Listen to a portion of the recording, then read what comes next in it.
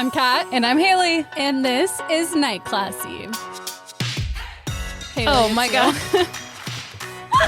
I'm sorry, I started notes on the template that does not have our updated introduction. A tipsy night class, teaching the oddities and curiosities you never learned in school. What are we drinking, you dumb hoe? Not even a mimosa, a mojito. I can't with myself right now. It's been a hard week. It has been a hard week. I've just been working so much and my brain is not set to work mode at all. It's set to relax and do nothing mode. We're cranking these episodes out. It's an adjustment. Oh my God. And clearly I don't even have our introduction down. It is not committed to memory. I read it every single week. Oh, me too. I have it up here on a separate tab than my notes because I have 2 lines and I have to read that. Yeah, I have 2 lines and 1 brain cell. It does not work out well. Things are hard. And we just add alcohol to the mix. So it's a whole other level that we really do this to ourselves. It's a whole thing. And I put a lot of rum in here, so it's not your fault. And I feel like I have to chug it because it's in a paper cup and I just feel like it's disintegrating as we speak. Yeah, it feels It's very... going right through. It's fragile. These are cheap paper cups. Like it feels like squishy when you pick it up because you're right, it is disintegrating. Yeah. I'm going to be just smashed chug, by baby, the end of this episode. Oh, I'm going to. We used the same watermelon mojito recipe that we used for our cocktail hour that our Patreons voted for. Yes, that was so fun. I learned about so many new documentaries I need to add to the list that our patrons recommended. And I started listening to, what is it called? The podcast with the Monsters Among Us. Yes. Oh, that one. so good. With Do you the like voice. it? Yes, I do like it. Tom even peeked his head into the kitchen when I was cooking. He was like, what is this? If I can get Tommy on board the cryptid train, my life will be made. Yeah, same here. So that's what I'm going to do. It's just like, through, what is the word? Why can't I think of things today? But it's like when you go to sleep and you put your textbook underneath your pillow and you think that knowledge is going to transfer. Yeah. I'm like, if we're just in the rooms parallel to each other and I'm doing things about cryptids and he's overhearing it, then maybe it'll just start going into his brain. It happened with Alec. He was so anti anything paranormal. It's all fake, da-da-da. And now he's a full believer because I've just slowly been indoctrinating him with these podcasts. Seriously, now I know more about cryptids from Alec even than anyone else. For the other skeptical boyfriends out there, the thing is, you listen to enough of the eyewitness accounts. That's what gets me, is it's just like old sheriffs and army dudes. Those are the ones that convinced me. Those are the ones that got me over the hump of disbelief. Yeah, is what he's saying. They're men. That's yeah, true. I only trust when I the say patriarchy. it, nobody listens to me. But when an old sheriff military man says it, it's totally different. No, but I know what you mean. The eyewitness accounts are They hit different. convincing because they can't all be lying. They can't. Yeah, and you That's can a lot hear of people lying. the emotions in their voice too. I think that's what gets it for me. Definitely. Yeah. And I said old men, but like old women too. Just people who are not into paranormal stuff. Right. Sure. People that don't sound like YouTubers. Like Exactly. people who have no reason to crave the spotlight, like just some like redneck granny who saw a Bigfoot. Like she has no ulterior motive. Yeah. You gotta believe what she says. Yeah, the cocktail hour was super fun. These drinks are super good. They are. And I'm already looking forward to the next one. I feel like by the time this episode comes out, we will have already done August. No, we will not have done But it'll be August coming up. yet. But yeah, it will be coming up. So remember, the first Friday of every month is our Patreon Zoom cocktail hour. So join that if you're interested. That is August hanging. 5th. Nice. Just check the calendar. You're Wow, welcome. look at you on top of things. Barely. Yeah, I'm barely on top of things too. I have also been having a hard week. I was thrown off a horse yesterday and my entire body fucking hurts. Oh my God. And I cut my own bangs, so it's clearly been a roller coaster. I think your bangs look good. Thank you. I found a tutorial on TikTok that did a really good job explaining it, and I like them. I think I did a good job too. Yeah. But yeah, so I'm not feeling good. I thought they looked different. Yeah. And I wasn't sure, so I didn't say anything. But yeah, I can tell they are short around your eyes. Yeah. So what happened with the horse? He had a sore hip and decided to just start bucking like a bronc. Like I had to bail off of him because he was headed straight toward the fence, and I didn't want to get thrown into the fence. So I fell really hard on my back, and I can't move my arms above my head. Was it scary? This sounds really scary. I mean, it happens. It's not like it's nothing like super unusual, but Yeah. I mean, my body hurts. No kidding. Jesus. Take an ice bath or something. I need to, but I need to do something. I should have taken Advil today. I was trying to drive and I was trying to crank my steering wheel, and my shoulders are so like dead. Like it's kind of like after you have a really hard workout on the gym and your arms are sore. Mm-hmm. Like my arms were like feel so heavy that I like couldn't lift my hand high enough to like reach the top of my steering wheel. You bring your knees in to like get it the rest of the way. Oh my gosh. Well, I'm glad you're okay and you didn't actually break your neck or something. Me too. We could be recording this from the hospital right now. I'm glad we're not. Just like beep, Yeah. beep in the background. That could be fun though. That could be fun. It could be. I probably wouldn't have finished my notes though. A destination recording. Wow. I'm so glad we're not doing a destination recording because we're batching these episodes. This will come out while I'm in Washington State. Yes, it will. You'll Hunting be Bigfoot. living your best life, going on the cryptid train. Yeah. I'll be I don't know. I'll try and find our little Memphis version. Yeah. I think when this comes out, I'll be in Eastern Washington in wine country doing some wine tastings while Drunk Alec is as hell. out. Drunk as hell. And Alec will be out like fucking dirt biking or whatever boys do. While Who me and my knows? mom drink wine. It's a in the mystery. sun. Yeah. But it'll be good times. So yeah. And also when this comes out, our next Patreon episodes, you can probably look forward to those. Our July Oh, for sure. List Bitch and July Trivia should be coming out soon. And If find us you're there. looking for more of us, you know where to find us. There is way too much of us out there on the internet at this point. That's true, and it's not a deterrent. We're not going to stop. No. We're doubling down, tripling down at this point with all of our extra Patreon stuff. What comforts me is that if someone takes the time to listen to like hours of our podcast, they must like us. Yeah. So like oversharing and saying stupid shit, like maybe won't harm my reputation because it's only consumed by people who don't mind. They're our friends. At least I like to think so. Yeah. That's how I see it. Yeah, They're our friends. That's how I feel too. And I don't post on social, like on my personal accounts. I don't really ever post on social media because You'll be all up in Night Classy's Instagram and stuff, though. Oh yeah, well I do our night classy stuff, but I don't post on my own shit because I'm like nobody cares, and then I go spill my entire life on a podcast. So if you Somebody really cared, cares. you'd listen. Yeah, that's true. Anyway, we breathalyzed. I blew 0.030. I blew 0.007. 007, little Ooh. Bond girl over Dun-dun, here. All right, well that means I'm going first. So First listen up, is bitches. worst. Rude. Just kidding. I was kind of hoping to go second today, actually. but, Really? I mean, yeah, but we got to listen to the breathalyzer. We do. As much as Alec hates it with all of his soul, it's part of the show. It's a founding mother. The level that he hates it makes me want to do it more. Like I'm clinging to it, with his hatred. It literally means nothing. We could structure a show where one of us goes first every time. We could take turns. No, the breathalyzer just adds some spice to it. I mean, on every other podcast like ours, people either take turns or one person goes first every time. We're different. we have to set ourselves apart somehow. Because otherwise we're just In the sea. basic white bitches. Yeah, just like with a podcast like everyone else's. So thank you for choosing ours. Right. The next time I'm in a group setting and they're like, so what's a fun fact about you? I'm like, well, I have a podcast and we breathalyze. Yeah, before you call me a basic bitch and say everyone has a podcast, we breathalyze. All right. So in 1992, Brown and Ferris Industries entered the waste management market in New York.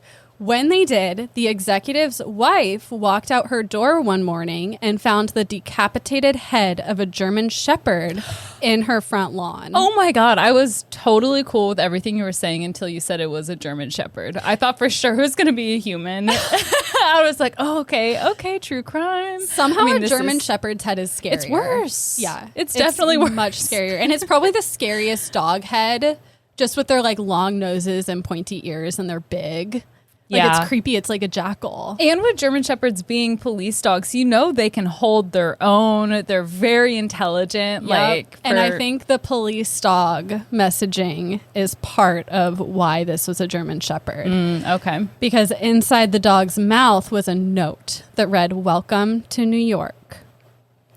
This was the work of the mafia, who since the 1950s had their hands in New York's commercial sanitation system. Oh. The mafia ran many legitimate businesses like sanitation and waste management, but used illegal tactics like intimidation to discourage competition, like our scenario with the German Shepherd.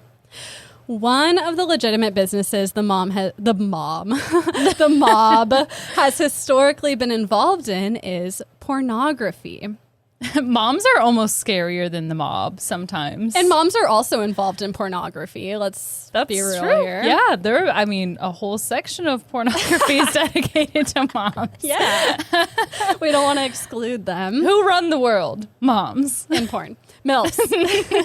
Stacey's hot, mom. sexy stepmom. Blah, blah, blah. All right. So in the 1960s and 70s, the Colombo crime family ran coin-operated machines showing porn clips in Times Square, which Times Square was not always the tourist destination that we know it to be now. It used to be very seedy. The mob had a lot of business there. The mafia also controlled adult movie theaters, X-rated movie distributors, and film processing labs. Some even produced their own pornography films. Most notably, Louis Periano, a member of the Colombo crime family, who produced Deep Throat in 1972. You're looking at me like, have you never heard of this? No. Oh my God. Yay. Because, yeah, you said it to me like I should know. I told her, I was like, Hayley's not going to know. Well, yeah, I don't know. It's not an insult. No, I meant, I think Kat sometimes assumes everybody knows everything. Yeah, I feel it's that. I meant that in a good way. There's a name for that fallacy where it's like if you know it, you think everyone knows it. Mm-hmm. What's that? Do you know what that's called? I don't remember, but yeah, it's totally a thing, and that happens to me with night classy too, where like I won't do certain things because I think everyone knows because I know. Same here. And there's so much I don't know, and so much other people I don't know. It's just the world's a big place. The world's a big place, and when you start doing research on a topic and then read all about it, and then like once you know about it, you're like, oh, everyone knows about it, even though I only learned about it 20 minutes ago. There can be something that I think I know all about when I go to research, and I'm like, I know nothing about this. Like most things, right? Like you know that something happened, but you don't know any of the details. Yeah, at the end of the day, I really just know words. Do I know their meaning? Do I know their context? I just know I've heard them before.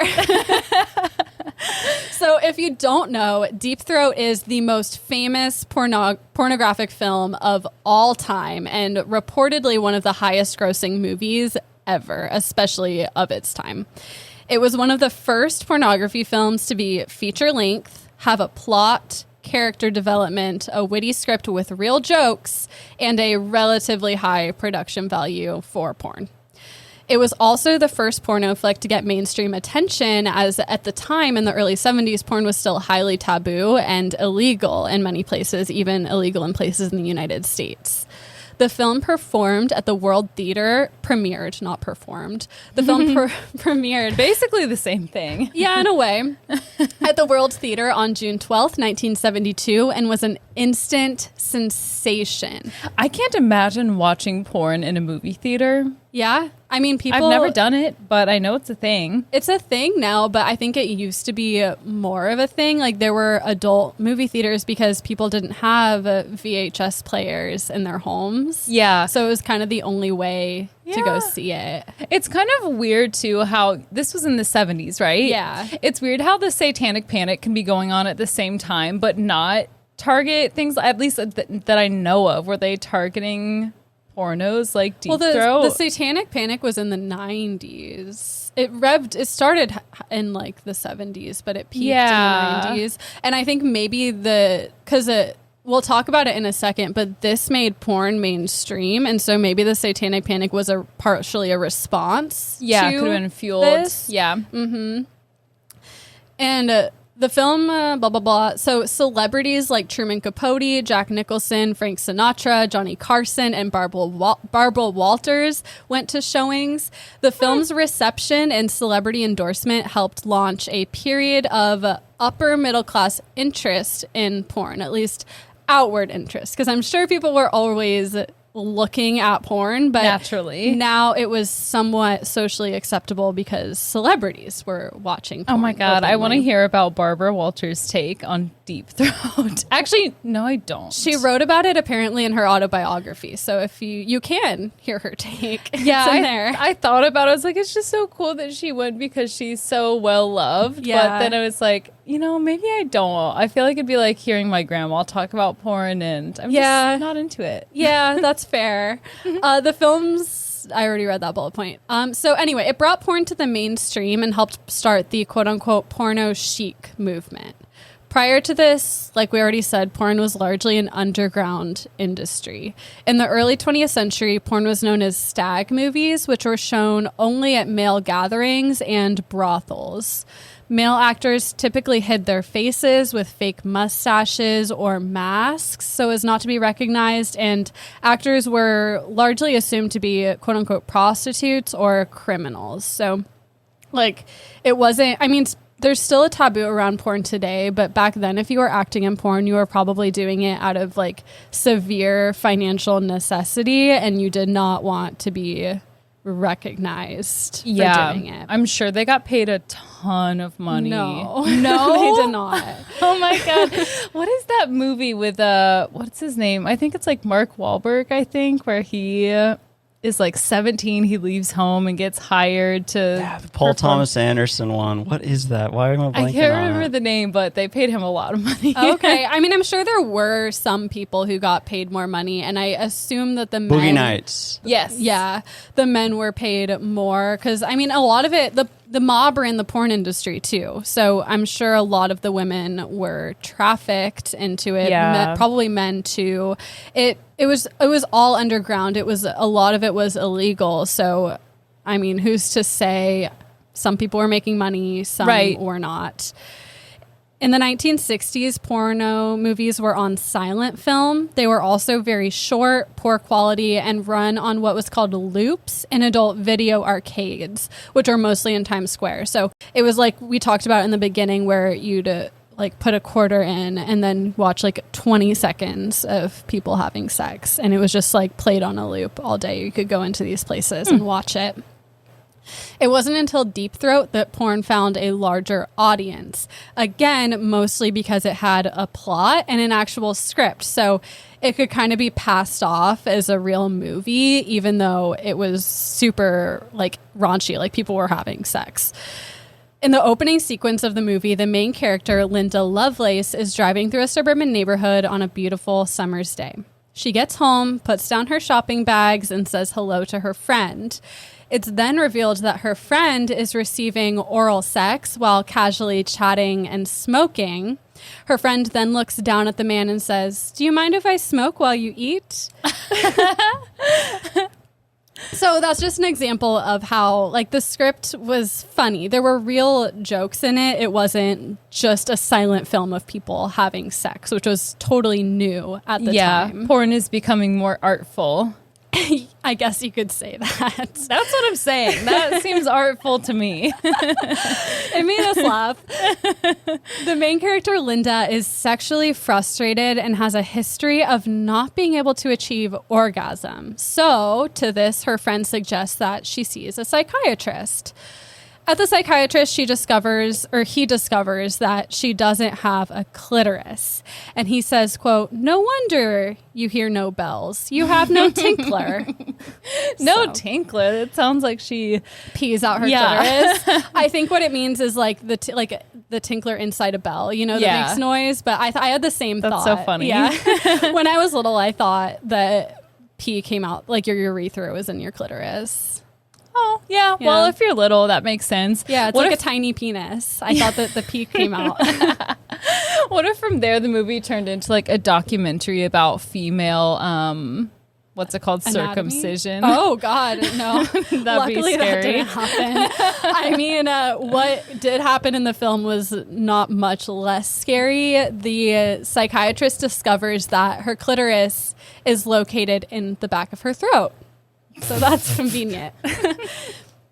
Their therapy sessions then involve Dr. Young helping Linda develop her oral sex skills. Oh my God. Yeah. Did she just love giving head? Yeah, that's the whole thing. And I mean, like, this is just such like a weird incel fantasy, I feel like. Yes, it is. It's so male centric. Exactly. Like at the very best, it's like a gross, creepy male fantasy. And at the very worst, it's a severe objectification of women. Yeah. So not great, but it also is kind of funny. It is funny. I'll give them that. Yeah. But yeah, definitely made for the male gaze.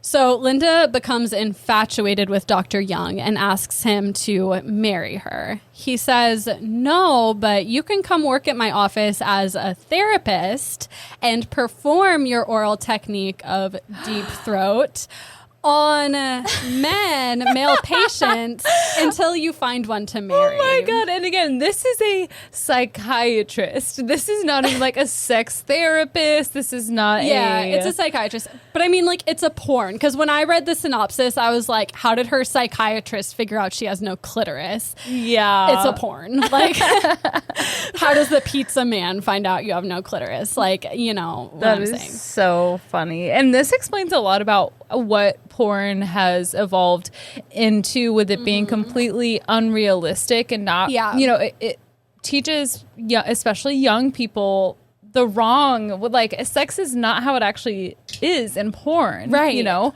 Yeah. So it's no wonder, she pulled a Hayley. I didn't fully open it, so it didn't spray on me. But yeah, porn can be, I think, very harmful if you're watching it when you're too young to understand that this is not how it works. And I mean, porn has also continued the like fun trend that this movie helps set of turning women into sexual objects for men. And we'll definitely get to that. So basically the rest of the movie is Linda performing like intense oral on a bunch of different men until she finds one she wants to marry. So I like that it ends in marriage. It's like a little wholesome twist on this insane concept. What is the opposite of like what they told us in high school for our abstinence only was no bing bing without a ring ring? I can't believe they told you that. I know. Like the guy who came in, he was very charismatic. He had it on a shirt and everything.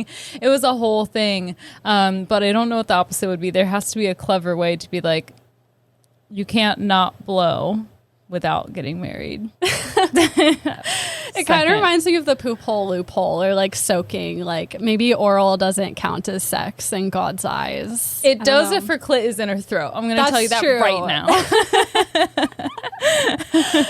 The movie ends with the line, "The end, and deep throat to you all," which reminds me of like, "And Merry Christmas." Like, just, you know, it's meant to be kind of surrealist and cheesy. And during all the sex scenes, there's like upbeat, cheesy music playing.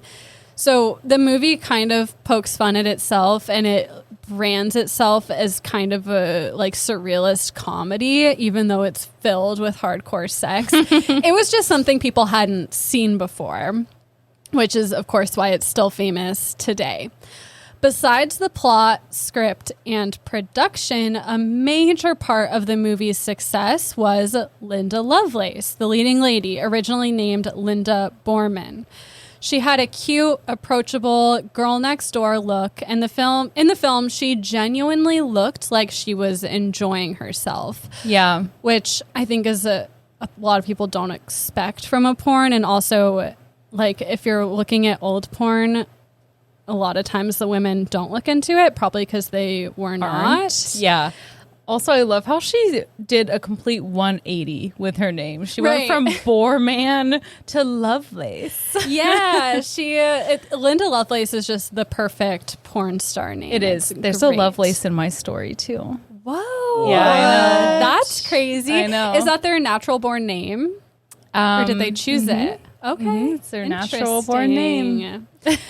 People were infatuated by her, and following the film's success, Linda used her platform to promote women's sexual liberation and sex positivity. She became one of the top quote-unquote sex goddesses of the 1970s, and Hugh Hefner even held a party at the Playboy Mansion in her honor. So she gained a lot of celebrity, a lot of influence from this. She was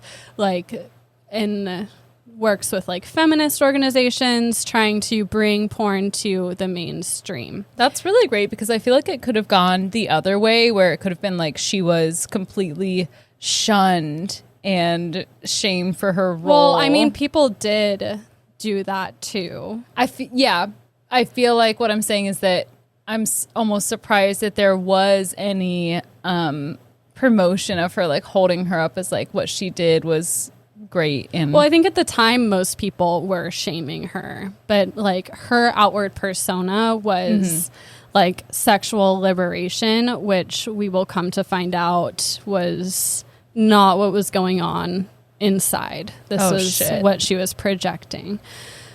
So, quick trigger warning. Massive trigger warning for sexual assault, rape, and domestic violence. If you need to, go ahead and skip the rest of my lesson, but if you can stand it, I really encourage you to keep listening because Linda's story is the most important part of the Deep Throat story. Here we go. 8 years after the film's release, so in 1980, Linda made a shocking statement. She said, quote, "When you see the Deep Throat movie, you are watching me be raped. Oh my God. It is a crime that the movie is still showing. There was a gun to my head the entire time." Oh my God. Yeah. Oh my God. Yeah. I take back everything you said. I know. I was writing these notes being like, Hayley's going to be like, yeah, this is great. And you were totally hurting me in the right direction too. And I was like, but yeah. no. Well, I want us to go on this emotional roller coaster together because God. That's, what people at the time who were consuming this were seeing. They were seeing a woman who was embracing her sexuality and promoting it. And then once she was out of the grips of the people who made her do this, shared the real story. How brave that she did share the real story. Definitely. And I think in order to understand how she got to that point, we should just take a look at Linda's life. So Linda Lovelace was born Linda Susan Boorman on January 10th, 1949. So she was a Capricorn. Obviously, all strong bitches are Capricorns. Yeah, the only way that any birth date is going to mean anything to me is if you include what their sign is. Exactly. And I feel like that puts into context her personality. Yeah. Her father was a New York City cop, and her mom was a waitress who regularly physically abused her. The Boormans were very religious and sent Linda to a number of strict Catholic schools. In her schools, Linda was so afraid of sinning that she wouldn't let boys anywhere near her, earning her the nickname Miss Holy Holy. When she was 16, her family relocated to Florida, and at 19, Linda became pregnant, but apparently gave her baby up for adoption. The details are really murky, but it seems like she was coerced into giving up her child by being made to sign documents she didn't fully understand. God. Yeah. After this, she moved to New York to attend computer school, but there she was injured in a horrible car accident. So she's finally escaped her abusive family, but now she has a lacerated liver, broken ribs, and a fractured jaw. So these injuries forced her to move back in with her abusive parents in Florida. She was just 21 years old at the time. So she's so already young, been man. I'm already thinking man, back at your parents in your 30s. Yeah, no, she was still really young. She's been through a lot. Mm-hmm. Oh my God. And it was here in Florida that she met her future husband, Chuck Traynor. What a name. That sounds like a porn star name. Yeah, it does. She was immediately very taken by him. He seemed like a successful businessman. He drove a fancy sports car. Is he going to be shitty? Yeah, Oh, no. He's horrible. But most importantly, he was her ticket to escape her abusive family. She's been victimized by her parents, looking for any escape route. So he, being a predator, took advantage of that. He removed her from her parents, and it was not long before Traynor began exploiting Linda and forcing her into sex work. Yep, he's shitty. Yeah.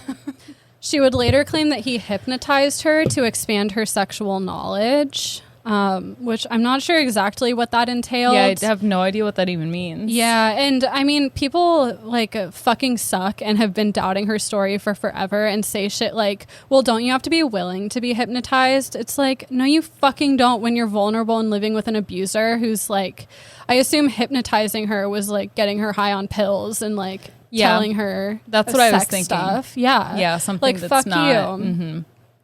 Traynor made his living pimping out Linda for sex work before he realized he could capitalize on her good looks and make money for himself with her in the porn industry. What is wrong with people? I mean, it's misogyny. It's like classic patriarchy, like using women as objects. No, I just hate it. I'm so tired of hearing about the fucking patriarchy. I know. I'm sorry for the dark turn this lesson has taken. I was really thinking it was going to be a fun, true crimey type thing. The first page was. You did this, emotional roller coaster. That's what this is. That's okay. Exactly. I'm sorry. I'm derailing. So the two moved to New York, where Linda was forced to make short pornographic films called loops to be played at peep shows. And we talked about what these were earlier. Being isolated and feeling like she had nowhere else to go, Linda married Traynor in 1971. Soon after, Linda met adult film director Gerald Domingo at a swingers party, and he was so taken by her that he tailored the film Deep Throat just for her to star in. And that's kind of a common theme. Like, it seems like anywhere Linda went, people were just like infatuated by her. She had just a look. Yeah. And she was very like cute, but she was like beautiful in that way that like it was very Girl Next Door. Like, she still seemed approachable and apparently was very charismatic. I'm picturing like Cassie from Euphoria. It was a lot like she very much had Cassie's look. She was brunette, but like it was that same thing. Like, it's like I could know this girl, and yet she's like still like the most beautiful girl I've ever seen. Linda's co-stars and colleagues of the movie say she was a happy and willing participant. She wanted to do this movie. However, they also admit to seeing Chuck Traynor physically abuse Linda on set in front of everyone. So it's like, they're just like trying to convince themselves. Exactly. I feel like everyone witnessed his abuse against her, but still like said she wanted to do it. Yeah, because then they can feel better about not stepping in, not saying anything. And no one did step in. No one defended her. Like, she was completely on her own being held captive by this and guy. Somehow, it's the victim's fault that they put themselves in that situation, that you chose to be married to this person. Yeah. It was shitty. Total, and you're right, total like protecting themselves, because people profited hugely off this movie and admitting that like it was all like the foundation of the movie was abuse. Like, that's not a good look. So it's just so not gonna say fucking anything. shitty. Yeah. Like, it doesn't seem like anyone from the movie has like spoken up in Linda's favor. It's sickening. Even worse, Linda's bruises from Traynor are visible in the film. So if you watch the film, you can see like his abuse written on her body. According to Linda, Traynor manipulated and abused her into the porn industry. She says he would regularly beat her and even held her at gunpoint, threatening that if she didn't comply, she would be, quote, just another dead hooker in a hotel room. Oh my God. Yeah. And pardon my language, but I feel like in order to tell her story, like, you need to... And he did worse things. Like, when she, spoiler, eventually divorces him, she gives testimony in front of a court, like, about some of the things he did to her, and it's really disturbing to read. I didn't include all of it in here because I feel like we get the idea, but it's really to get awful. the full picture. Yeah, I think everyone listening knows that we would never use that terminology. Definitely. To this day, people argue that Linda's allegations can't be true because she was smiling in the movie. Are you fucking kidding me? Yeah. Are you fucking... Okay. Linda says, quote, "It became a choice, smile or die." Which, like, fucking... Of course. Yeah. Yes. Yeah. You're going to choose to smile anytime. It doesn't matter if they have a gun pressed to your head or if it's just threats. You've been abused by this person so many times before. You have to trust that they will do something to you. Yeah. Yeah. And I mean, like, it's not... Like, of course she thought he was going to kill her because he probably would have if she didn't get out. Yeah. To add insult to injury, Linda was only paid $1,250 to star in the film, and Traynor took all of it. Oh, my God. Yeah. I can't. I can't. I know. It's horrible. I'm sorry I'm telling you this. The film was also fairly cheap. Actually, I'm not sorry. Everyone should hear this because Deep Throat, I'm surprised you've never heard of it because it's such a part of pop culture. And, like, I didn't know all this shit behind the scenes. I'm a hipster. I don't know about pop culture. Yeah. I don't have social media. I'm off the grid. Off the lander. The film was also fairly cheap to produce. The entire production cost $22,500 plus an additional $25,000 for the score. So they produced a whole original score for the movie. So that cost more than the entire production. That's so extra for a porno.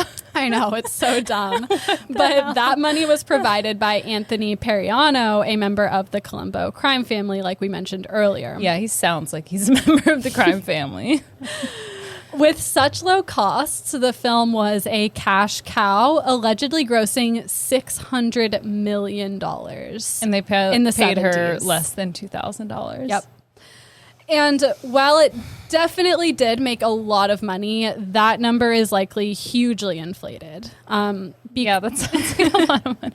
Yeah, there's no way it really made that much money. The film was released and primarily played at CD Mafia-run theaters in New York. So we don't have accurate statistics on how much it made. And also those theaters were used to launder money. So, of course, they are over reporting their earnings because they're laundering through illegal money that was made from prostitution and gambling and drugs. So, you know, it did not make that much money, but it still made a lot of money. I think more realistic estimates are around 100 million, which is still a ton of money. Yeah. Let's see. Other members of the production. Oh, sorry. Regardless, like, you know, it made a shit ton, but Linda was still never fairly compensated. Yeah. Other members of production also did not fare well, though, of course, like, I don't want to take away from how bad Linda's experience is with, like, these fucking men, but, I mean, still, it didn't really go well for anyone except for the mob, who hoarded pretty much all of the film's profit. The film's director, Gerald DeMano, who was the one to have this idea and, like, get the script rolling, he was only allowed to keep $25,000. Oh my I can't believe this. I mean, if you get into business with the fucking mob, like, this is what you're asking for. And that's what Gerald DeMano's like, and like his own son says that. He says, quote, he was lucky to get away with his life. Because when you enter into the business with a criminal organization, guess what? They're criminals. They're going to take all the money. Like, that's fair. You should just expect that. You're lucky they didn't kill you. Then in 1976, the producers of the film, the Perianos, and the lead actor, Harry Reams, who played Dr. Young, were indicted in Memphis, Tennessee.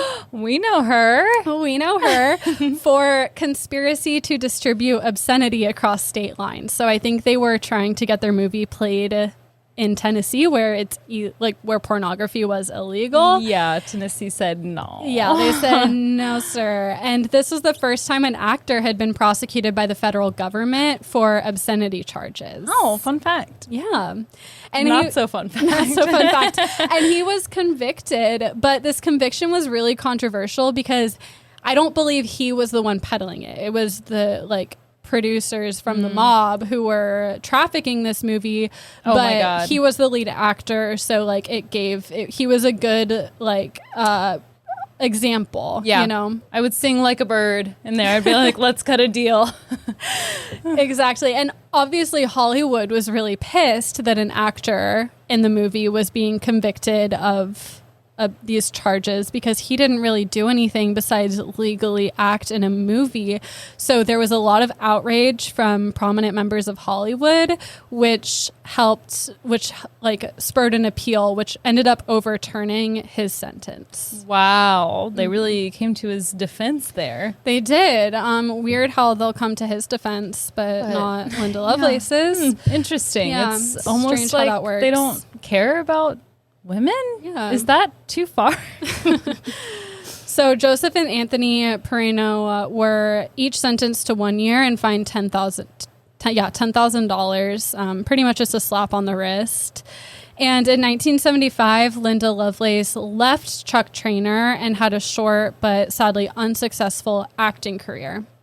In 1976, she married a cable installer named Larry Marciano. And Marciano. With Larry and their children, she lived in a small town on Long Island, and reports say she was pretty happy at this time. Like she finally was with a normal person, enjoying a normal family life. Yeah, she deserves that. She deserves the most normal, boring ass life. Yeah, for the rest of time. Definitely.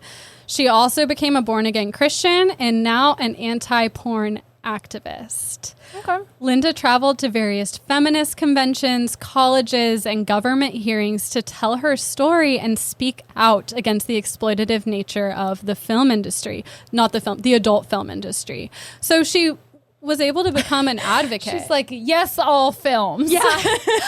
Every single one. Which I think is really cool that I think so too. And people still didn't fucking believe her, but she was a lot of people did, of course, but I think in general, a lot of people didn't because misogyny, but she was still able to advocate. Right, to overcome something like that. And it still means whatever you do or don't do after going through something like this, that's up to you. That's your own path. I'm glad that she seems to have done what she wanted to do from her experience, though. Totally, and I agree with you. If she wanted to just live her life on Long Island and never talk to anyone again, that would be totally within her right. But she was able to use her platform. And in 1986, she published her own memoir, Out of Bondage, which focused on her life after 1974. And I believe that was actually her third or fourth memoir, but this one talked about her honest experience. It's a lot of memoirs. Yeah. I thought you were supposed to have one towards the end of your life. Despite Linda's seemingly good life at the time, things were far from perfect. She and her family dealt with a lot of financial hardship after Larry's business went bankrupt in 1990. Furthermore, Linda, I keep wanting to call her Lisa. Linda was left with hundreds of thousands in medical expenses. From what? Because she had to have a liver transplant. Oh my goodness. Because remember in the beginning of the story, she got in that car accident. Yeah. She had a blood transfusion and that blood was infected with hepatitis. So she had been living with hepatitis for all these years and it just destroyed her liver. My God, girlie can't catch a break. She really can't. Her life is just tragedy after tragedy. In 1996, Borman divorced her husband, claiming he was an alcoholic, verbally abusive to her and her children, and occasionally physically violent. So, things were not good for you, girl. Good at home. Yeah, good for her. She was able to leave him. After her divorce, though, Linda was even worse off financially and had to do what she could to make money. Despite years of campaigning against the porn industry, in the late 1990s, she appeared at porn conventions to sign copies of Deep Throat. Oh, no. So she was just forced back into taking these gigs. In a 1997 interview, she stated, quote, "I look in the mirror and I look the happiest I've ever looked in my life. I'm not ashamed of my past or sad about it. And what people might think of me, well, that's not real. I look in the mirror and I know I've survived." So even though she was doing these appearances, I think she had come to peace with everything. And in 2001, she posed in lingerie for the magazine Leg Show, saying, quote, "There's nothing wrong with looking sexy as long as it's done with taste." Which, yeah, exactly. Like, finally, she is, like, she's cashing in on, like, what happened to her. And it's totally, like, she's allowed to do that, and she should do that. Yeah, she is. It's a shame that it had to come to that, though. Mm-hmm. Like, they could have easily given everyone in that film Deep Throat $1 million. Yeah. And they could have been set. Yeah. But they didn't. And unfortunately, so, I mean, she's been speaking out about the porn industry, making these abuse allegations for years. And then now she's appearing at these, like, porn conventions, appearing like it's okay. So now people are saying, like, oh, she's, like, embraced Deep Throat now. Like, that must mean everything's a lie. Calling her a liar, doubting her credibility.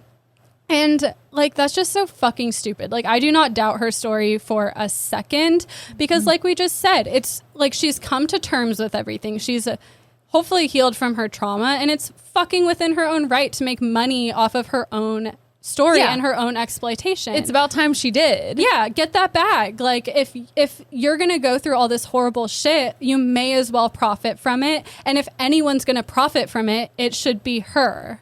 Yeah, if you ask her, would you rather have to face this abuse that you went through again and make money, or not face this abuse and make probably way less money doing something else? Like, yeah, she's obviously going to choose to not want to have to go through it all again. Exactly. And you can be an advocate against exploitation in porn and still own your own experience and, you know, like, and I make feel like money off of it. Like, being back in the spotlight, in the Deep Throat spotlight, she is giving herself more of a platform to bring attention to the issues with that film and plenty of others. Exactly. And she was still giving interviews talking about her experience, but saying she's healed now. And, like, you guys know what I'm saying. She's taking back her own shit. Exactly. She's assuming ownership of herself. So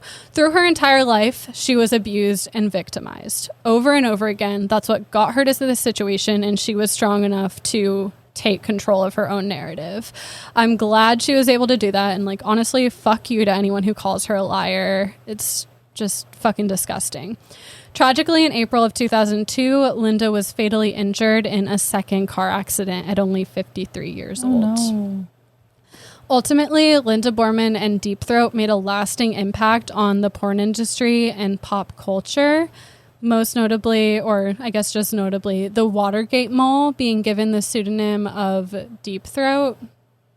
You know about that, right? Oh, yeah. Okay. So if you've heard the word Deep Throat and, like, you're not sure where you've heard it, most likely you've heard it in reference to the person who exposed the Watergate scandal of Richard Nixon. Oh my God. Wait, they just chose that name? Alec was explaining that to me yesterday. I guess, like, deep was what they'd call people who were on, like, deep background. Deep background, yeah, like people who were feeding the media secrets. If you were the highest rank in government and you needed to get secrets out anonymously, you were called deep background. And then Deep Throat was just such a major pop culture moment that they just ran with it. It just stuck. Wow, my God. Yeah. And no one knew who Deep Throat was until he was on his deathbed. Mm-hmm. Really? Yeah, like maybe 10 years ago. My dad was, like, freaking out that day that the guy confessed. Yeah, I would too. That was huge. Yeah, Watergate would be its own good lesson, which is why I didn't get too much into it right now. Because, A, it's Linda and Deep Throat's story. Like, not about that, but it would probably make its own. Yeah, do a part 2. Do a little follow-up. So Linda's legacy is an important reminder to be cautious of the pornography that you consume.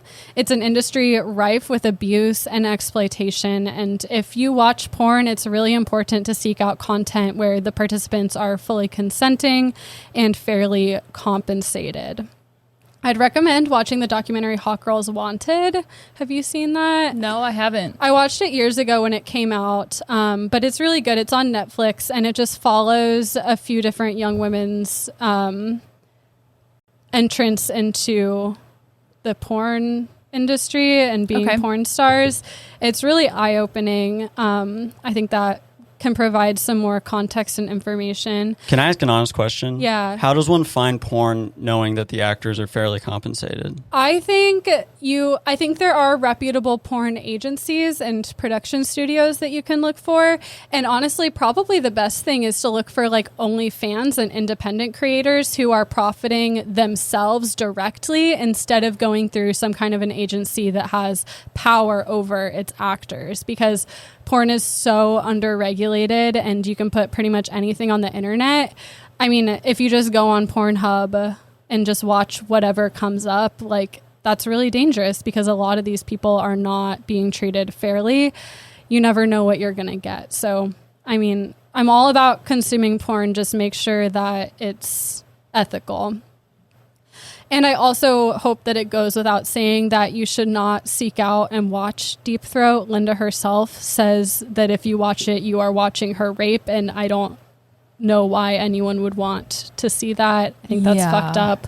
Don't give it any views or any money, because she and her family are not the ones profiting from that. And that's my lesson on Deep Throat.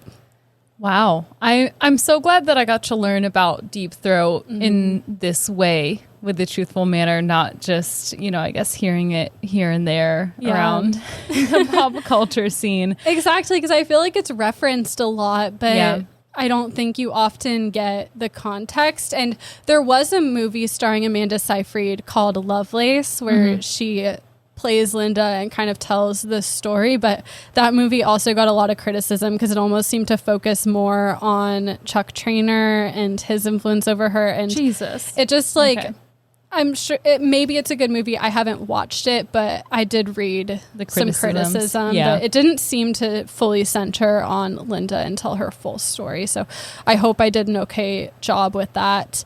My sources are 10 Businesses Supposedly Controlled by the Mafia by Melanie Radzicki McManus and Melissa Phillips on HowStuffWorks.com. Porn Movie Deep Throat Triggered Mob Mayhem by Brad Hunter on TorontoSun.com. Linda Lovelace Was the Girl Next Door Who Became One of History's Most Famous Porn Stars by Marco Marketoff. And shout out Marco Marketoff. I cite him a lot on allthat'sinteresting.com. The Deep Throat Wikipedia page, the Golden Age of Porn Wikipedia page. After 33 years, Deep Throat, the film that shocked the U.S., gets its first British showing by Simon Hattenstone on theguardian.com. Deep Throat at 50, the controversial film that pushed porn into the mainstream by David Smith on theguardian.com. And the Linda Lovelace Wikipedia page. Let's hear from our sponsor. We'll be right back. This episode is sponsored by BetterHelp. Without a healthy mind, being truly happy and at peace is hard. The good news is therapy works. But what is therapy exactly? It's whatever you want it to be. Maybe you're not feeling motivated right now and would like some tools to help. Or maybe you're feeling insecure in relationships or at work, not dealing well with stress. We've all been there. Whatever you need, it's time to stop being ashamed of normal human struggles and start feeling better, because you deserve to be happy. And now you don't have to worry about finding an in-person therapist near you to help. BetterHelp is customized online therapy that offers video, phone, and even live chat sessions with your therapist, so you don't have to see anyone on camera if you don't want to. It's much more affordable than in-person therapy, and you can start communicating with your therapist in under 48 hours. Join the millions of people who are seeing what online therapy is really about. It's always a good time to invest in yourself because you are your greatest asset.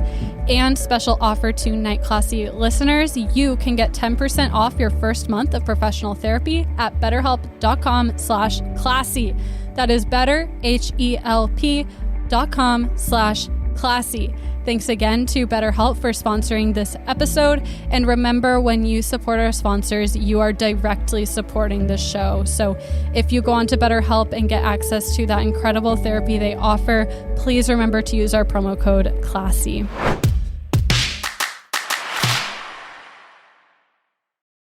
Welcome back. Hi. So today's learning journey is going to take us into a deeper dive of someone who made a cameo in a past episode Of our podcast? Oh my God. Yes. And I feel like I'm going to not tell you which episode it was and just see if you can guess. Whose lesson did they make a cameo in? Mine. Okay. My lesson. Do you want me to tell you? I can tell you. No. Let me guess. Figure we make a little game of it. Yeah, I want to guess too. Baron Byron was born to mother Catherine Gordon, who was a Scottish heiress, and father, who was a British captain named John, also known as Mad Jack, in 1788 in London. But Mad Jack blew through most of Catherine's fortune and left his wife and almost newborn son to figure that shit out themselves. He fled to France to escape his creditors, and Catherine ended up raising Byron in Scotland on a meager income. Growing up, Byron had a club foot, which greatly affected his day-to-day life, obviously his walking pattern. What is a club foot? A club foot is... Actually, I don't exactly know. I thought it was kind of when like your foot is curved a bit. Like maybe like twisted inward? Yeah. Let's look. Yeah, Yes. it's twisted inward. Oh, okay. Gotcha. So it didn't make it easy for him to walk. It also was not great for his self-image. His mom was constantly taking him to doctors to see if they could improve his gait and restore his foot. But most of it was just really traumatic for him. All of these measures were not great, and they didn't really work for him. He always wanted to hide his foot and was really sensitive about it.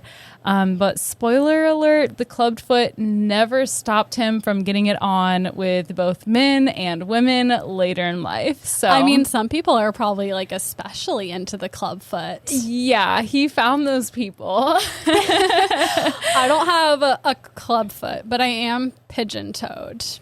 Yeah, that's its own little special thing. Alec, you have a thing for pigeon feet? Love pigeon-toed women.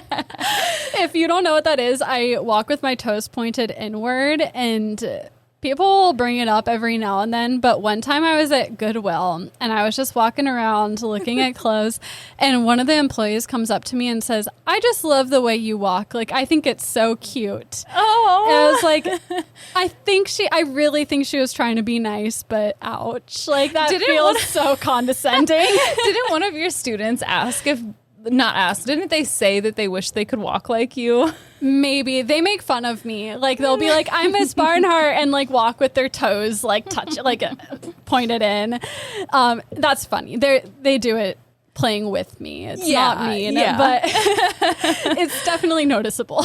It is. Yeah, I don't even notice it with you anymore, Yeah. but like when you point it out, because it comes up, I feel like once a year it Yeah. comes up, and I'm like, oh yeah, you do. And You all do my walk like shoes that. wear down at like an angle. It's You honestly need to get pretty embarrassing. angular soles. They told my mom when I was a baby, they're like, "We could like fix it, but the surgery involves like breaking your legs and Oh my resetting God. them." And she was like, "No, like she's fine. Yeah, I'm fine. Not worth Yeah. it. It's a Yeah. conversation starter. Definitely." It's my little fun fact. Yeah. I think it's called femoral aplasia. That's what I Oh, have. it has an official name. Yeah. That makes it sound way more serious. Way more serious. I know. I never think about it unless like someone brings it up and makes fun of me. Yeah, you say I have femoral aplasia, which means I walk like this. And Yeah. And some people like femoral aplasia, it means your femurs are rotated. And mine is very subtle, but some people, it like completely points both their toes like at each other, or I think it works the opposite way where it makes you like duck-footed, like they're pointed out. Yeah. And when I see you walk, if I did not know, I would almost think that that's just how you walked, or like maybe you like made yourself walk that way. Like when you were a teenager, you know how like some people may do that, like try and add a swing to their hips or something like that. Instead, I just chose the weirdest one possible. It's sexy, okay? It's provocative. It gets the people going. Apparently, this also worked for Byron. Trigger warning again. We're two for wipe two that this smile episode. right off my face. For eating disorders. From a young age, the dieting began for Byron. He was considered overweight as a child and was restricted. Go ahead. Is this the guy you talked about in your dieting episode who like ate like, I forget what he ate, but it was something like a hard-boiled egg every day, and that was it. Yes, that is him. Impressive. Yes, I'm super impressed. This is a glimpse of what trivia is like as well, except for there's a lot less competition and cussing, I feel like. And in the trivia, a lot less like comprehension and remembering things because it's so far away or long ago. But you nailed it. Lord Poet Byron will later be known as one of the first celebrities to endorse dieting, even lasting later into like the 18th or the 19th and 20th century, and is blamed on partaking in a lot of things that caused other people to follow along with him and having health issues. But it all started in his childhood. So he was overweight. He was restricted by his physicians from participating in any sports that included running. And his physician did prescribe him exercise, hip baths, and some medicine. I had to look up what hip baths were. What is that? Is it like hip dips? It's like, that's what I thought too. I was like, that's a weird word for that. It's a bath. It's literally a bath, but it's angular. So you almost have to squat to get in and out of it. Okay. It's just an oddly shaped bath. He was prescribed a weird bath. He was disallowed from drinking alcohol and was only allowed to consume animal meat once per day and asked that he eat biscuits only for dinner. And naturally, as a young child, this led to him becoming obsessed with diet and his appearance. And especially as he grew older, when out and about, he would only eat hard biscuits and drink soda water, occasionally treating himself to potatoes drenched in vinegar. Honestly, though, that's good. Have you ever had German potato salad? No, I do not like potato salad. Or maybe it's not German, but maybe I would like potato salad if it was more like baked mac and cheese. I don't like regular potato salad, but there's one my mom makes where you like shave the potatoes really thin and like soak them in vinegar first. And then like there's just a little bit of mayonnaise. They're mostly vinegar potatoes. Well, it's good. You'll have to make it for me. I'm not convinced, but I will try it. I just like vinegar. Yeah, you do. I do. Girl. I'm not into it. But I guess he liked it, or at least he made himself like it. But when he was alone, he was known to binge on these massive meals. It is thought that he suffered from a variety ranging from anorexia to bulimia. And he would finish off his meals with large doses of magnesia. Apparently, according to healthline.com, magnesium can be helpful for regulating blood sugar and insulin levels, which I have no idea how he knew to top off his meals with magnesia in the 1800s. Was he just eating like raw magnesium? Was it like a powder? No, I probably so, but I'm not sure. Okay.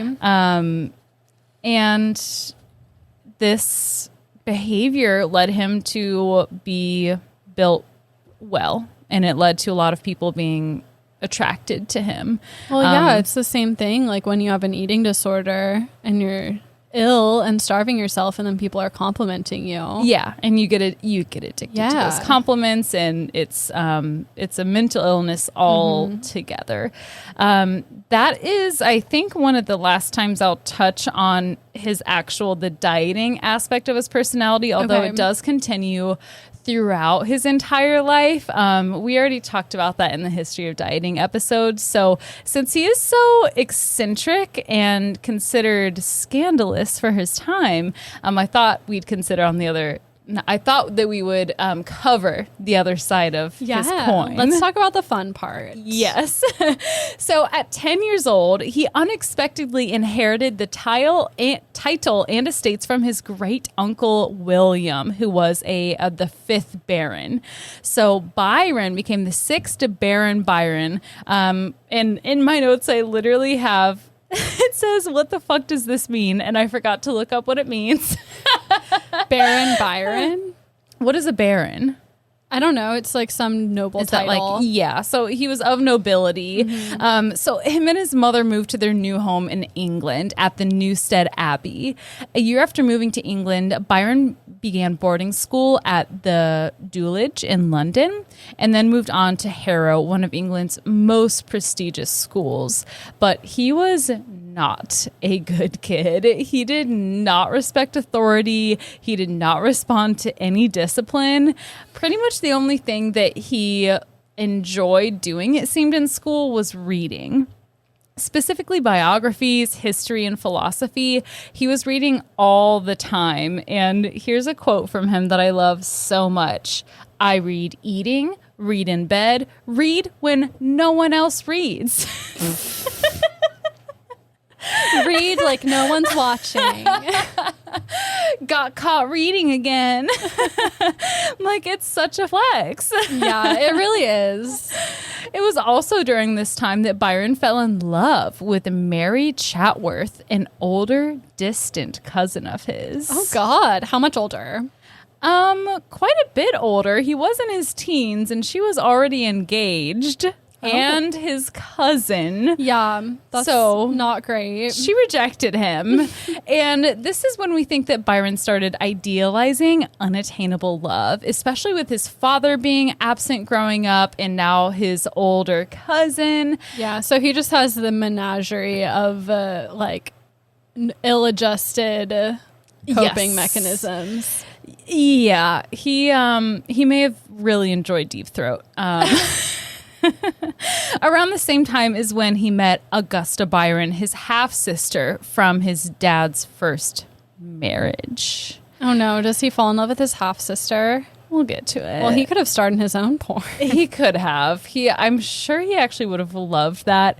And I do want to note as well that he was a poet. He was a very well-known poet. I didn't really focus on that because I didn't feel like going through all the literary stuff. Did you read any of his poetry? I looked up some quotes from him, but I didn't really focus on the poetry. Yeah.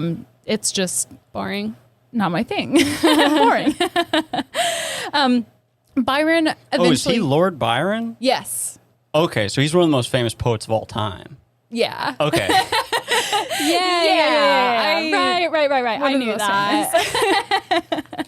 Yeah, he's the Lord poet Byron. Okay, cool. So this is just a background because obviously you all know everything you need to know about his poetry. Yeah, Lord Byron, ever heard of him? Apparently not. Anyway, Byron was sad to leave his school, Harrow, but in 1805 a new adventure awaited him at Trinity College at Cambridge. Byron was still disinterested in the general goings-on of school and lectures, but he got along quite well when it came to drinking and sex. Nice. Like you do. Nice. He was usually dressed in woolly layers so that he was able to sweat constantly, and he did measure himself obsessively.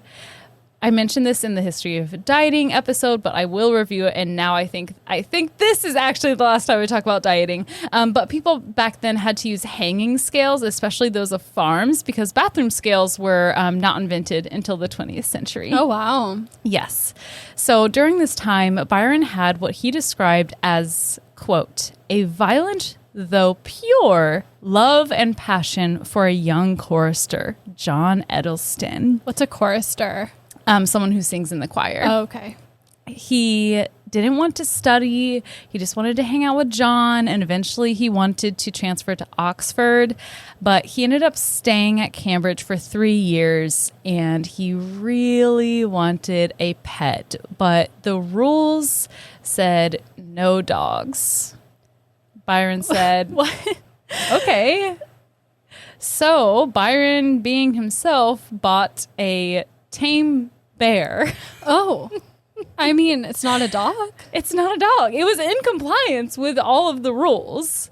Did the rules say no dogs? It said no dogs. He couldn't have got a cat. He could, no, because he's Byron. He's extra. Okay. I have no idea what happened to the bear. But when he was 19, Byron published House of Idleness, his first poetry collection. People hated it.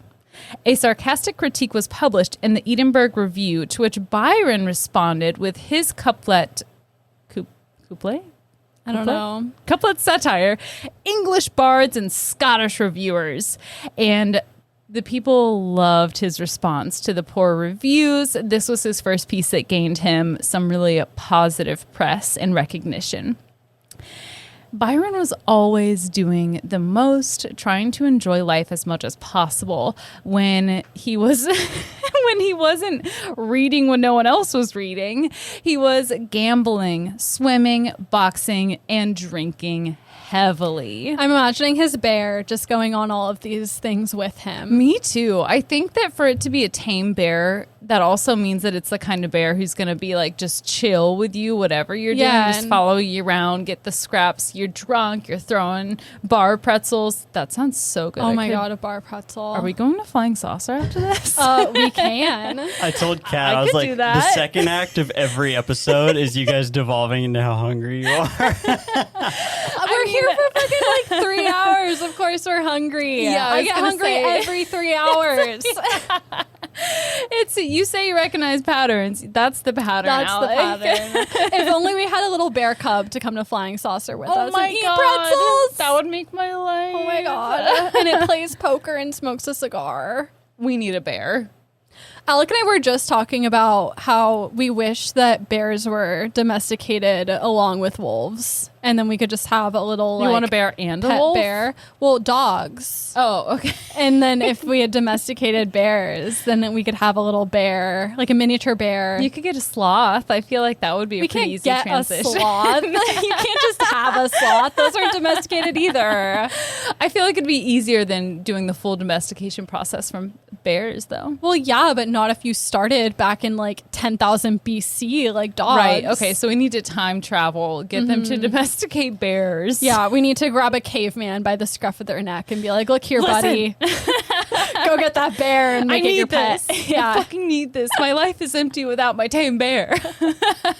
Yeah, we were thinking it'd be a cool Netflix show where like every animal species is as diverse as we've made dogs with wolves. Wow, So yeah. where like an elephant has 100 different breeds. Didn't you write that screenplay? I wrote a screenplay about a woolly mammoth. but- Oh, gotcha. That would be very cool, though. Yeah. We Yeah. need to do that. Would love that. That's like that show. It's also on Netflix, I think, about other worlds where they talk about like they make up alien species and things like that. And it's very intricate and super cool. That sounds fun. It's good to watch under certain influences. Yeah, I was just going to say, I wouldn't watch it right now, but there are times when I would want to watch that. There are times when I have watched it. And let me tell you, it is great. Can I do one TV thing real quick since we're on it? Yeah. In drunk history, Lord Byron is played by Jack from 30 Rock in the Alec Mary Baldwin? Shelley Frank. Oh no, the like effeminate Southern. What's his his name? I didn't mean Jack. I saw the drunk history when doing my research today because I was like, is this going to be worth it to do? Kenneth. Yeah. Sorry. I Yeah, didn't mean to interrupt but you. just that working with Mary Shelley. She I've seen the Mary inspired Shelley Frankenstein, episode. right? Okay, yeah. She didn't. She didn't just inspire- She wrote she that wrote shit. I meant that he inspired her misogynist. to There you write it. go. hating women again. She made up the story in order to tell him. No, I didn't know it was to tell him. Yeah, I mean, they were hanging out, and which I'll get to. They were hanging out when she wrote that. Yeah, sorry to get ahead. I just was trying to give a point of context to be like, Kat, remember when we watched that? Yeah, we watched that episode a lot because that's the same episode that the dolphins are in. The famed LSD dolphin. Yeah, our favorite drunk history episode comes out anytime we have house guests. And that dude who's doing the Frankenstein one gets so fucked up. And he's like at that bonfire outside that kills me. We need to do a drunk episode, like a drunk episode. Yeah, we do. I feel like it should be Patreon content, like Wine and Crime does drunk dives. That's what I was about to call it, but I was like, that's stealing. Yeah. Maybe we'll add that to our Patreon. We should. Join us on Patreon, though, because you know what? Once we get to 100 Patreons, there we go. We'll try it out. Yes, we will. So go join. Please, because I really want to do this. Me too. That sounds fun. Anywho, back to the learning journey. At 21 years old, Byron took the seat in the House of the Lords, but was not interested in politics. Thankfully, his name as a poet had started to get some traction after being reviewed by some notable Englishmen and Scottishmen. And he took a 2-year trip in which he visited Portugal, Spain, Malta, Albania, and Turkey. The night before he left England, he wrote his mother a letter, and in it he basically said, "Well, Mom, I have the entire world ahead of me. I am happily leaving England behind. I do not wish to return ever. Fuck England." He's got the whole world in his hands. He's got the whole world. Yes, he did. And he was feeling on top of the world. He would return to England many times, but at that point in time, he was feeling very excited to get out of there. He supported Greece gaining independence from the Ottomans, and he learned a lot in his travels. He wanted to go to Egypt, but ended up running out of money, and after 2 years, had to go back to England in mid-July of 1811. LOL. Yeah, that was... let us cite the letter again. He basically was like, "Fuck you, England. Yeah. I'm tired of you and your clouds." It's got big, like, I'm going away to college. Yeah, Fuck my exactly. hometown. And you're like, I was just back gonna for say, Christmas. yeah, me going to Memphis. I'm never coming back. To Memphis or to Seattle? Me going to Memphis. Oh, going to from Memphis. Seattle. Okay. I thought you were talking about this trip that you're about to go on, that you're currently on as this episode airs. And I was like, I'm never coming back to Memphis. Yeah, it sounded like you were like, fuck Memphis. I will. No, not fuck Memphis. I will be back to Memphis. Good. I got so worried. I was like, this is how you tell me on the show? That would be crazy. That'd be crazy. He didn't know it when he arrived back in England, but his mother had fallen ill. She was in really poor conditions, and he tried his best, but he was not able to see her one last time before she died. So he was super sad. He refused to attend the funeral and just stood outside the gates of the cemetery and it's more dramatic that way. Listen from afar. And like Why, his though? like little like black emo side bangs. Oh my God, he needed and his the side eyeliner. bangs. He's totally that guy. I love a guy in eyeliner though. Oh, scene guys. Remember how hot you thought scene guys were when you were like 12? Oh my God, Pete Wentz, Oh 2009. my God. Yeah. It's another level. It is. Like I've never been The metrosexual pull Yeah. that in the hole that these men had on me, way too strong for a 6th grader. Inappropriate. it was an awakening. It was.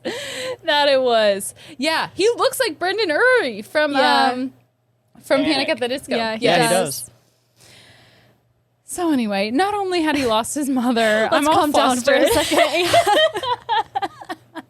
Yeah, they're all hot and bothered looking at a 18th century portrait of Lord Byron. He's hot, okay? Yeah, he actually is. He's all pale. Got curly he was dark hair. super pale. It's my shit. You're Yeah, like, can we you do. put- We have a You're like, can you put these vampire fangs in for me? Listen, pale skinny boys with dark hair I are have my dated kryptonite. a lot of different guys, but it all roots back to the dark hair. I have not always gone for the pale and the skinny, but the dark hair is a necessity. No blondies. That's because blonde men are scary. They are and scary. I'm sorry if you're a blonde man listening to this. I'm sure you're the exception, but overall, yeah. no, thank okay, you. if you're a blonde man and you're listening to this, you're definitely the exception. Yeah. The exception to the law, not even the rule. Blonde men are scary. They are. There's something about them. They make me uneasy. No, I'm just kidding. I'm just kidding. Take that out, please. I feel like you would judge me if I had that like narrow of a female thing. I guess. I did not but I say feel that like well. women have been objectified for so long. We can objectify men and disqualify them for their physical appearances every now and then. And yeah, it more just is based in having a type. yeah, Is what it is. Yeah. My type is anything but a blonde man. If I was like, all women who are blonde are dumb. Oh, like you're having not all not men it. vibes. I'm totally kidding right now. not it. I'm sorry. I was totally joking. You're not looking good. Stop while you're not while too you're far in the behind. hole. I'm just picturing like one blonde guy listening, and he's just like, "Man, this sucks." If he's gotten this far, I think he likes it. Yeah. Yeah, for sure. For sure. Thankfully, Lord Poet Byron is not blonde. He's a sexy brunette. And he lost his mother, but he also lost two of his best friends at this time. So he was feeling super duper sad and quite lonely. But he had his half sister, Augusta. And in a letter he wrote to her, he told her how sick of being in England he was again. He had plans to go east and escape the constant coverage of clouds. And I need to blow my nose. Okay, I was just going to ask, why does he hate England so much? It's because of the weather? Yeah, the weather seems to be a big contributor for it. Seasonal depression. Yeah, I feel that being from the Pacific Northwest. Yeah, I would not survive. I love Seattle. I want to go back and visit. As much as I'd love to afford to be able to live there and actually live there, I don't think it could ever actually happen for my mental health. Oh, that's a big reason I can never go back is because I can't afford it. Maybe Yeah, someday it's I will sad. be able to, but right now I cannot. It's a no for now. Yeah. One with that attitude. When he was 23 years old, Byron published Childe Harold's Pilgrimage, which details the travels and reflections of a young man who, disillusioned with life of pleasure and revelry, looks for distraction in foreign lands. So it's essentially him, and the people loved it. Byron became the talk of the town, specifically in the Regency Society of England. He literally went to sleep one night a near nobody and woke up the next morning famous. Overnight, his mail was overflowing with invitations for all events and parties from London's high society, and all the ladies wanted a piece of him. Still waiting on that to happen for Night Classy. Just wake up one day. Yeah, and our DMs I are guess we need full. to do more. We need to stop putting on fake tan. We need to get paler, apparently. That's what he did. We need to get paler. I mean, that'd chop be our hair. cute. Yeah. We could go full vampire. I'm a step away. Not that he is a vampire, but I mean, that could be alluring, I think, to a lot of people. Yeah. Should we just change our look? Text 69 to vampire if you want us to change our look completely. Yeah, I could be down for that. I want to get a Listen. wig. A wig of Yeah. what? What kind of wig? Well, realistically, one, but fantasy world, I want a wig for every mood. Oh. So I want like a Rosalie one, like blonde. I want a dark one. I want probably a pink one. Yeah. I miss having pink hair. Me too. I I've want been it back. thinking about doing a little dye job. You should. You have a balayage. You may as well put pink in it. But I just got those fucking extensions. Who cares? I cares.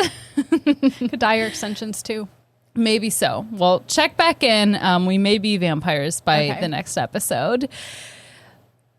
Anyway, Lord Byron is super hot. All of the ladies want to know him, and he has a lot of affairs with a lot of women of the aristocracy, including Lady Caroline Lamb, Lady Oxford, and Lady Francis. Over time, though, Lady Caroline said that Lord Byron had become, quote, mad, bad, and dangerous to know. Oh, I want to know him more now. I know, right? She really is not deterring She's anyone. selling. She's selling. She's giving. Lady Caroline and Byron almost eloped, which would have been a huge scandal, but decided against it thanks to Byron's friend, Hobhouse. I only included his last name the whole time. No idea what his first name is. Maybe Christian. When your last name is Hobhouse, You need a first name? I don't think so. And eventually, Caroline was replaced by Lady Oxford, who actually encouraged Byron's radicalism.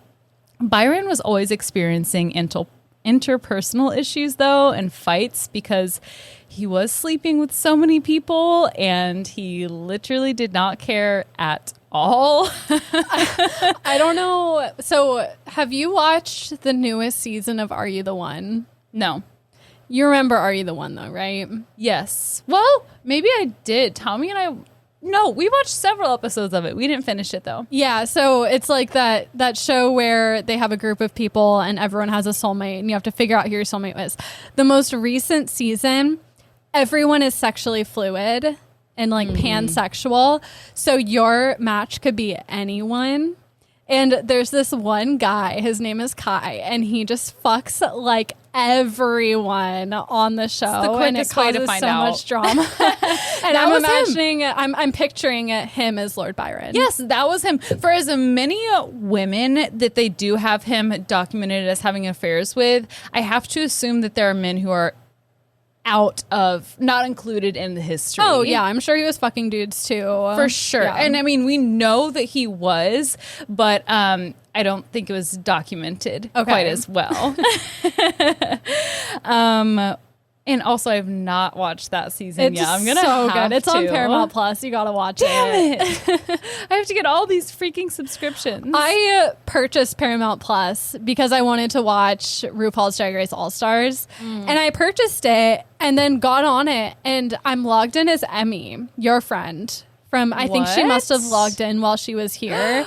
And so I've just been watching on her account because I forget my password to my own account, which I am paying for. So I rationalize it as I'm still paying for it, but I'm using Emmy's account. Yeah, that makes sense. I love that for you. Yeah, it makes sense to me. I mean, I feel like I should be getting I know. to watch it on That's Emmy. why now I feel like I'm robbing you because it's your friend. That's okay. I'm just going to come over whenever I want. Leave me a key to your house when you go, and I'll just go to your house to watch things. Yeah, you should just live at my house. Whenever you're sick of Tommy, just come kick it in my house. You'll have 2 apartments.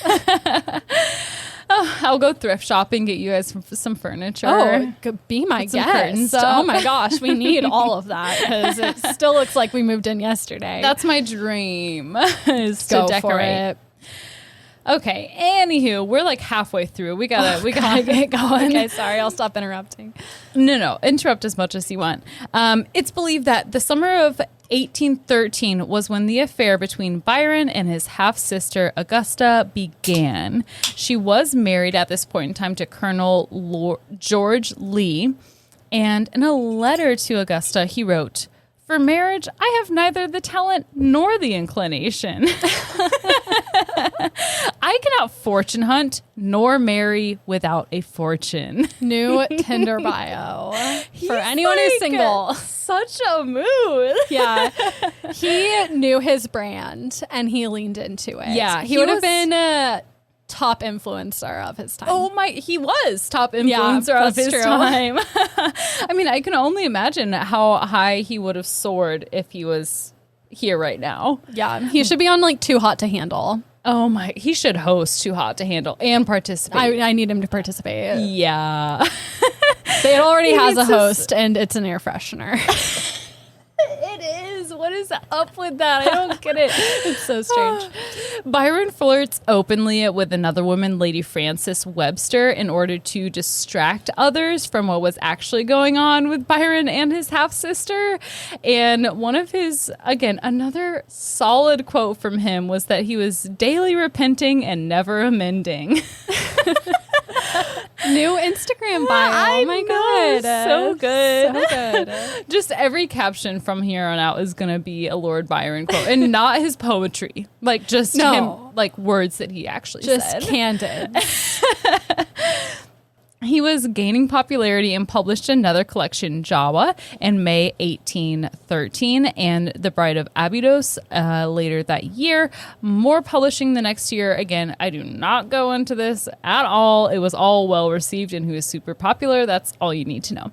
Augusta gave birth to a daughter. His half-sister gave birth to a daughter, and of course it was rumored that it was not her husband who was the father. Is there any truth to that? I don't know. I don't think we have genetic testing. Well, yeah. But Byron, like, I'm like 95% sure you fucked his sister. Ooh, okay. So, I mean, -1 point, but also it's a half sister. So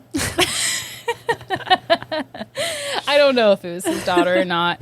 In a letter to Augusta again, he said that he would marry someone to put an end to these rumors of incest. So I don't know if he was lying to himself or if it is all just rumors, but it could be. Yeah? It could be.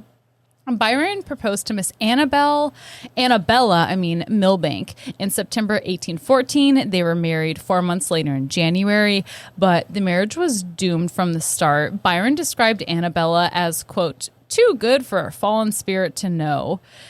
Then why did you marry her? You knew she was too to put good. an end to all the incestual rumors, and it had to be someone of noble blood. But he always complained of how unimaginative and humorless she was.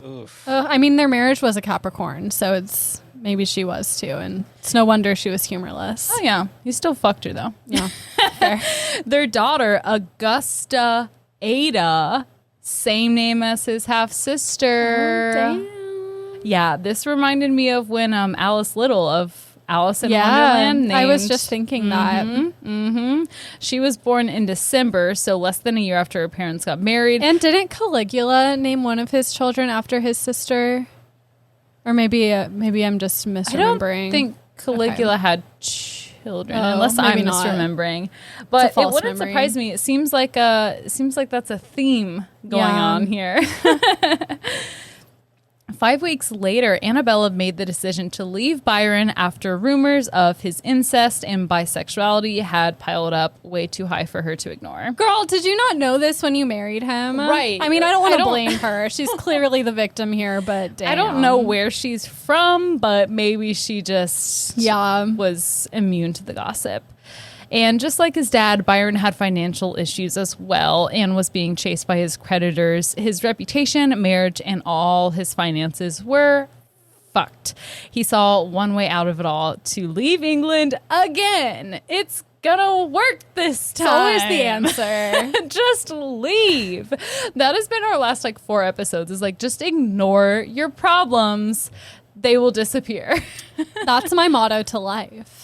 Yeah, I don't know how healthy it is, but it's worked so far. Yeah.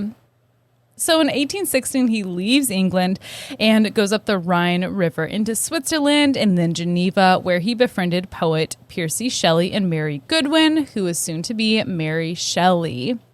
The couple had eloped and was living with Claire Claremont, cute name, who was Mary Shelley's half-sister, who Byron also had an affair with in England. And it was actually Claire that convinced the Shelleys to follow Byron on his trip. So they were kind of like groupies for him. And it was on one rainy day in Geneva where Mary and Byron were reading and writing that she got the idea to write Frankenstein. And it was here Byron was living on just a thin slice of bread, a cup of tea for breakfast, and a light vegetable dinner with a bottle or two of seltzer water. He staved his hunger by smoking cigars. He believed that this actually made his mind sharper. Classic. This led to concern of Byron's cultural influence, as more and more young people were restricting themselves to vinegar, rice, and slices of bread in order to obtain the fashionable thin and pale look. Wow. Okay, I didn't know how many times I talked about his dieting. I really think that's it this time. That's like I was re-listening to our episode on Florida men, and in the beginning I was like, yeah, I didn't include any stories about like people dying or anything serious happening, and then there was definitely that stories included about that. So I'm sorry, I forgot. At the end of the summer, the Shelleys returned to England, and in January, Claire gave birth to Byron's second daughter, Allegra. That's a cool name. It's pharmaceutical. Pharmaceutical name. Never mind. I mean, it would be a cool name, I feel like, if it didn't make me think of, I don't even know what Allegra's for, like pain management. I don't know. It makes me think of Allegro, which doesn't that mean like a faster tempo in music? I have no idea. Sounds like you know what you're talking about, though, so I'm going to believe it. I played violin. You did? Yeah, bitch. How did I forget was a this? horse girl and a violinist. I wanted to play the was violin. doomed from the start. So hard. I mean, you've done good things for yourself, I must say. Such good things. I'm so successful. You moved away from home. That's you have true. a successful podcast. Against all odds of horse girl violinists. Yeah. You really made it. You made it. No, I was terrible at violin. I was so bad. I feel like it's very hard to learn, and I just It is hard to learn, and my parents never got me lessons. They just put me in like orchestra for the school, so no one ever taught me, and I just like pretended to play during our recitals. You cannot just learn violin by osmosis. You can't. My mom crazy. didn't understand that. That's definitely. And so I had horrible anxiety going to orchestra class every day because our teacher, Miss Allie, love her. She was a great woman, but she was very intense, and she'd like make us all like play by ourselves. And I didn't fucking know how to play because I'd never had a lesson. And she was very intimidating, and it was just not a good time. I cried and begged to be allowed to quit orchestra every day, but I had to do it for like 4 years. Oh my God, you made it way farther than I did. I was not in orchestra, but I really do relate to everything you're saying. In 6th grade, I played the tuba, and we had to get up really early because every practice was before school, and there's some drama to it. So it turned out, we found out later in high school, that our band instructors were having an affair with each other. Love. Yeah, love that. And after months and months of begging to be able to quit band, You wanted to quit band after the drama? You didn't want to stick around and see what happened? We didn't find out till high school that had happened when we were in 6th grade. Okay. Yeah. Or maybe it was like 8th grade. But either way, we had not found out yet. And I hated band. I made no attempt to learn how to read the music. And my little brother was born when I was in 6th grade. So like that November, I'd been in band for a couple of months. And I was sick when he was brought home from the hospital. And my dad was like, okay, Hayley, that's fine. And I thought he meant that I could hold my baby brother, because I had been like begging to hold him, but they're like, no, you're sick. You can't hold him. You know, he doesn't have his immune system built up yet. And I was like, yes, thank God.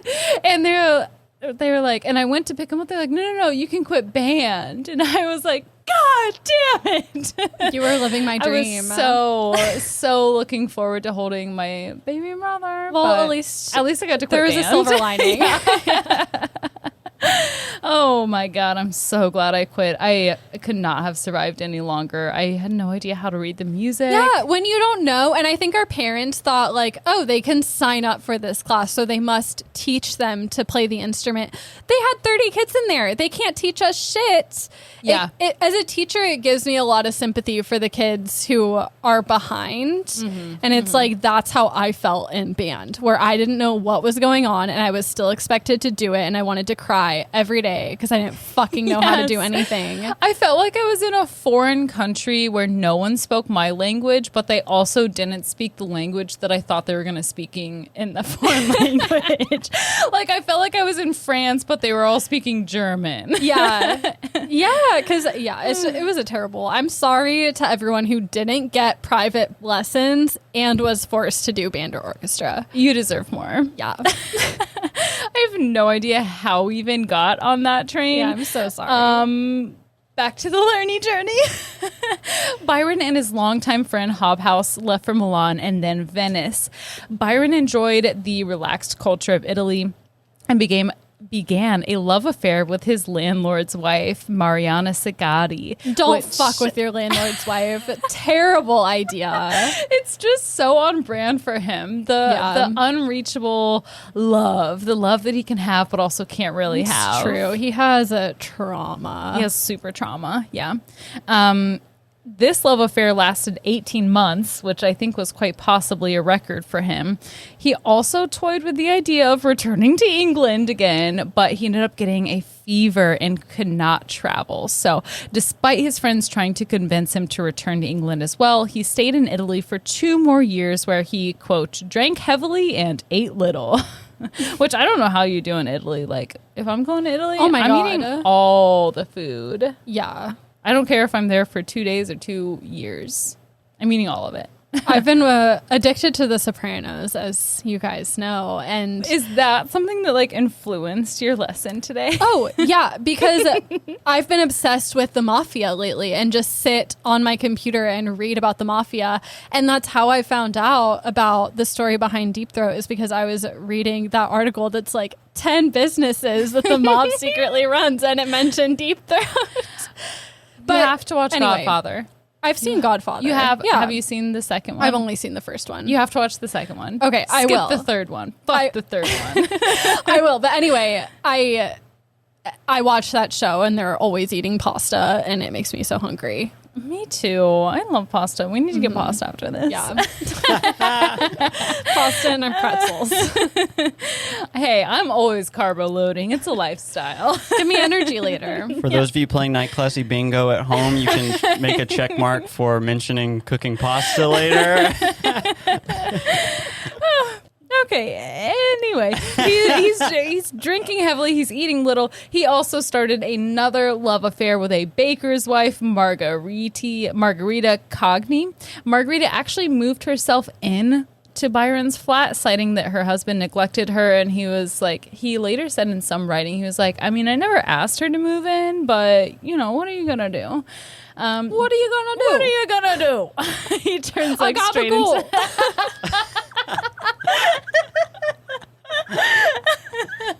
Lord Byron sleeps with the fishes. Back in England, Newstead Abbey, which Lord Byron inherited, was sold, which cleared Byron of his debts and left him with plenty of spending money. So he's like, I'm rich. But at the same time, his daughter Allegra was sent from England to live with him in Italy, and he like immediately placed her in a Catholic convent to become educated and was like, go do that. Get away from me. Yeah, I don't want that. Shelley and other friends came to visit Byron in Venice. They said that at that point in time, Byron was looking unwell. He had gained a lot of weight. He had let his hair grow long and it had turned gray. And he apparently had no sexual ambition. So they're like, we just don't recognize you. But his gusto was reignited with a new love interest, Teresa Guitiolo, a beautiful young blonde with noble origins who was married to a man 3 times her own age. He followed her to Ravenna, and she actually went back with him to Venice. They then returned together to Ravenna, and Byron was her cavalier servente, a.k.a. gentleman in waiting. Ooh, it's kind of hot. He also befriended her father and brothers, and they initiated him into the secret society of Carbonari. Which sounds a lot like food. It's like the Olive Garden's like discount program. Carbonari. Yeah, the Society of Carbonara. A little egg, a little bacon, a little pasta. I want to become an expat and live in Carbonari.